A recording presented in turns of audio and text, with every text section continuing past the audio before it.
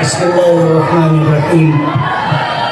Hello भाई, इत्मीनान से बैठ जाए सभी हज़रात। नहमदुहु व नुसल्ली अला रसूलिहिल करीम। अम्मा बाद, तेरी रहमतों का दरिया सरेआम चल रहा है।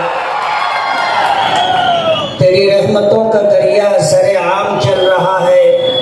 मुझे भीख मिल रही है, मेरा काम चल रहा है।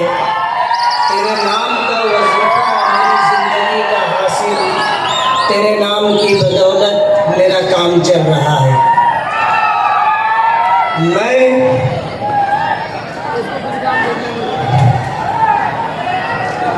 अपने परवरदिगार का शुक्रगुजार हूँ कि उसने मुझे एक नई जिंदगी दी। आज से 2-4 दिन पहले मुझ पर जो हालात गुजरे, उन हालात को लेकर मैं हॉस्पिटल में एडमिट था। कुछ लम्हे मुझ पर ऐसे गुजरे कि मेरे दिल ने धड़कना बंद कर दिया था। मेरी नब्ज बैठ चुकी थी।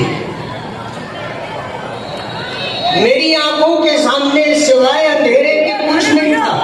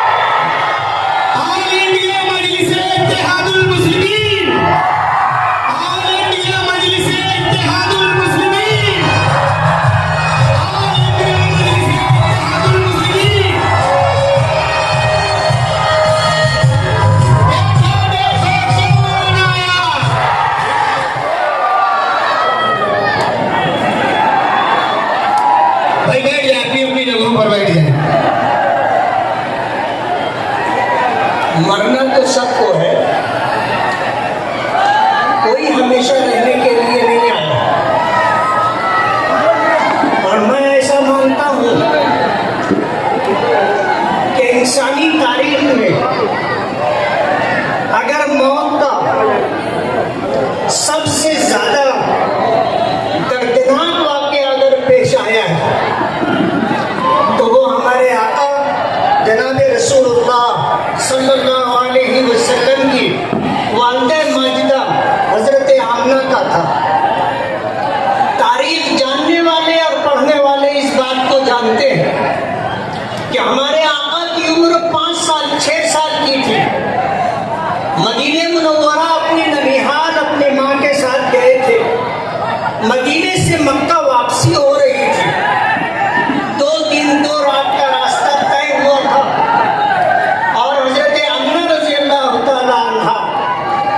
जिनकी उम्र 25 साल की थी, रास्ते में हार्ट अटैक का वाकया पेश आता है।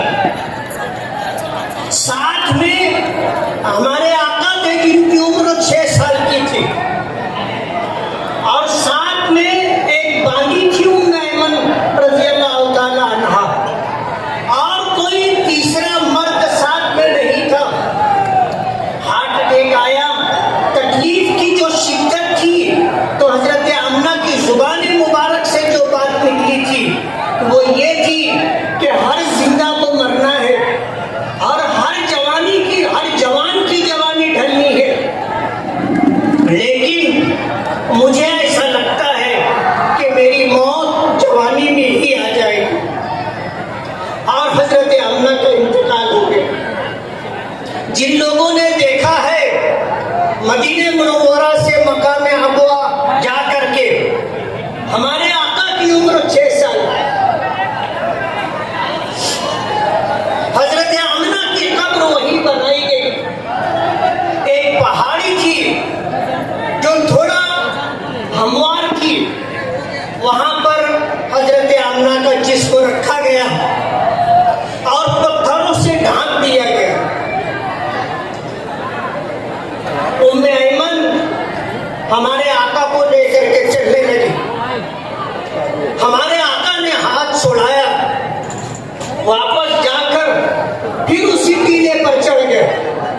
उम्मे ऐमन वापस आई तो देखा कि हुजूर अपनी माँ की कब्र के ऊपर लेटे हुए।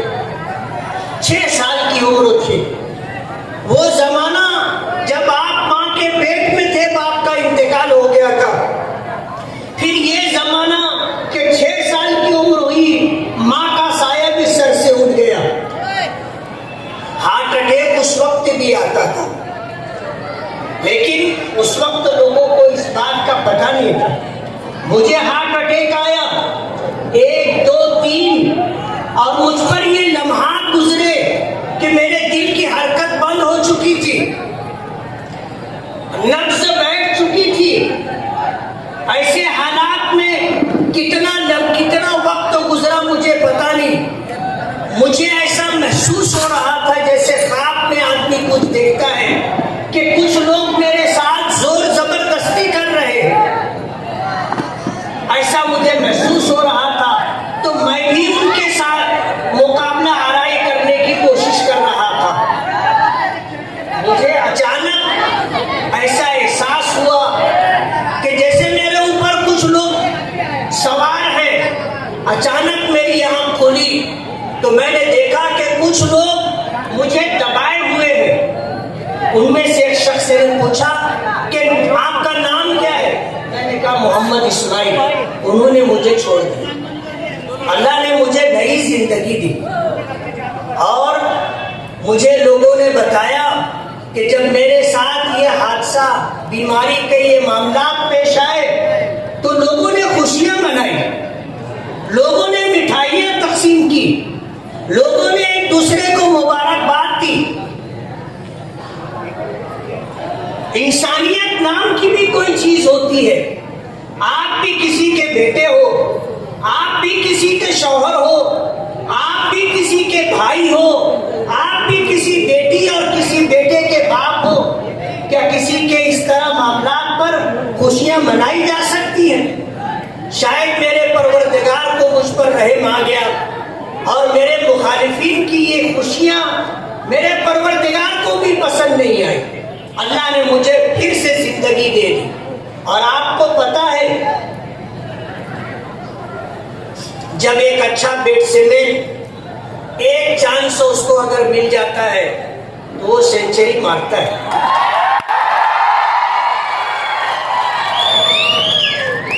मालेगांव की आवाम देखेगी कि मेरी मौत पर और मेरी बीमारी पर खुशियां मनाने वाले आने वाले दिनों में मालेगांव के लोग उनको ऐसा तारीखी सबक देंगे कि उन्हें मरते दम तक याद रहेगा कि हमने जो गैर इंसानी हरकत की थी ये सही नहीं थी। मैंने 5 साल आपके दरमियान गुजारे हैं। इन 5 सालों में मैंने क्या काम किया? मैंने अपना हिसाब अपनी कौम के सामने, अपने समाज के सामने, अपने वोटरों के सामने रख दिया है। हमने दूध का दूध, पानी का पानी, हिसाब व किताब साफ सुथरा रख दिया है। और हमें यकीन है कि मालेगांव की आवाम ने हमारे इस हिसाब व किताब को समझा है और आने वाले दिनों में फिर हमें खिदमत करने का मौका देंगे। मैं आपके दरमियान हूँ और जिस तरह मैंने 400 करोड़ से ज्यादा के काम मालेगांव की आवाम को दिए हैं, मालेगांव की तारीख का एक हिस्सा है और ये सब कुछ आपकी आंखों के सामने है। हम आपसे कुछ छुपा करके नहीं चल रहे। अगर हमने अपने 5 साल का हिसाब दिया है तो हमारा भी हक बनता है कि हम आपसे, आपके खानवादे से 40 साल का हिसाब मांगे। आपको भी हिसाब देना चाहिए कि 40 साल में आपने मालेगांव की उस आवाम को जिसने आप पर भरोसा करके आपको अपना कीमती वोट दिया था, आपने उनको रिटर्न में क्या दिया है? आप कहते हो आपने तलवाड़ा का पानी लोगों को बेचा। हमने तलवाड़ा से मालेगांव के लिए 149 करोड़ रुपए का फंड ला करके मालेगांव की आवाम को साफ सुथरा कुदरती पानी मिले इस बात का इंतजाम किया। आपने हाईवे के नाम पर मालेगांव की आवाम के साथ धोखा रुपया मंजूर करवाया। आपने अब्दुल हमीद, मौलाना अब्दुल हमीद नोमानी रहमतुल्लाह अलैह के पुल के नाम पर मालेगांव की आवाम के साथ धोखा किया। हमने 5 करोड़ 76 लाख रुपए का फंड लाकर मालेगांव की आवाम को मौलाना अब्दुल हमीद नोमानी पुल के नाम से एक पुल दिया। आपने मालेगांव कारपोरेशन का हॉस्पिटल, सटाना हॉस्पिटल, आपने फिरका परस्तों को उठा करके दे दिया। हमने मालेगांव की आवाम को महिला बाल रोगनालय के नाम से 100 बेड का हॉस्पिटल ला करके दिया। आप तुलना करके तो देखो, कारपोरेशन में आपका राज रहा, मेयर कभी आप रहे, कभी आपके बाप रहे, कभी आपकी माँ रही, और एक एक नहीं कई मर्तबा, बाप 2 मर्तबा आमदार रहे, मेयर रहे, माँ 2 मर्तबा मेयर रही, आप खुद 1 मर्तबा मेयर रहे, और आपके बाप शेख रशीद मरहूम वो खुद 10 साल आमदार और फिर 5 साल मेयर रहे। आपने मालेगांव शहर को क्या दिया? आपको इसका जवाब, इसका हिसाब देना है। मालेगांव की आवाम बेवकूफ नहीं है। मैंने इन चंद सालों में जो काम किया है, मोटे मोटे बड़े बड़े कामों का हिसाब दिया है, छोटे छोटे काम बेशुमार हैं, और अल्हम्दुलिल्लाह बहुत कुछ काम हो चुका है और बहुत कुछ काम करना बाकी है। वर्क ऑर्डर हो चुका है, इंशाअल्लाह वो काम जमीन पर आएंगे। मेरे परवरदिगार को मुझ पर क्यों रहम आ गया? मेरे क्या इरादे थे, क्या अज़ाइम थे, जिनकी वजह से परवरदिगार ने मुझे दोबारा खिदमत का मौका दिया। मैं ये चाहता हूँ कि मैं जिंदगी की आखिरी सांस तक मालेगांव की आवाम की खिदमत करता रहूं, और मालेगांव की आवाम को मालेगांव की चाहतों के मुताबिक बुनियादी सहूलतें मुहैया करके दूं। जो काम कारपोरेशन का था और जो काम कारपोरेशन की जिम्मेदारी थी, कारपोरेशन में 15 साल बरसरे इख्तियार मेयर और सदर बल्दिया की पोस्टों पर रहते हुए तुमने करके नहीं दिया। हमसे हिसाब मांगते हो। आप हमारा माजी देख लो, हमारा हाल देख लो। हमने किसी का कारोबार नहीं छीना है, हमने किसी की जमीन पर नाजायज कब्जा नहीं किया है, हमने कारपोरेशन की जमीनें टुकड़े बना करके फरोख्त नहीं किए, हमने सरकारी जमीनों को पाट करके, नाले बंद करके, पाट करके हमने लोगों को धोखा नहीं दिया है। एक एक प्लाट 3-3, 4-4 लोगों को आपने बेचा, जिनमें उलमा भी शामिल है, जिनमें उलमाए किराम, मस्जिद के अइम्मा भी शामिल हैं। ऐसे लोगों को आपने लूटा जिनकी आमदनी 2-5 हजार रुपया मुश्किल से बचती है, उनको जो तनख्वाह मिलती है उनका गुजर बसर मुश्किल होता है। ऐसे लोगों की जेब आपने काटी है, ऐसे लोगों के साथ आपने धोखा किया है।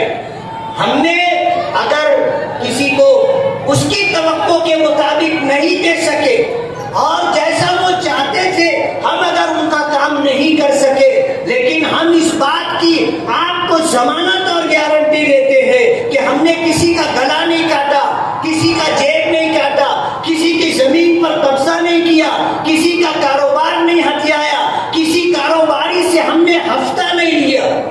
हमने ईमानदारी के साथ काम किया है और हमने नुकसान भी उठाया, लेकिन कभी सियासत को अपने खाने कमाने का जरिया नहीं बनाया। आज हमें पीछे करने के लिए बीजेपी से साठगांठ करके आप मालेगांव की आवाम की आंखों में धूल झोंकना चाहते हो। आपके मुंह से फिरका परस्ती के खिलाफ बात अच्छी नहीं लगती, फिरका परस्ती के खिलाफ बात अच्छी नहीं लगती। हम ही नहीं कहते हैं ना कि जुबाने खल्क को नकार है खुदा समझो। आज हम मीडिया भी बोलने लगी है कि मालेगांव में शेख आसिफ बीजेपी का नुमाइंदा है। एबीपी की माजा जो है वो भी इस बात को डिक्लेयर कर चुका कि यहाँ पर जो नुमाइंदा है वो अजीत दादा पवार का है, ये चुन करके जाएगा तो बीजेपी के साथ बैठेगा। रास्ता इन्होंने ढूंढ के निकाला आजाद उम्मीदवारी का, और फिर पार्टी लेकर के आए इस्लाम नाम की पार्टी।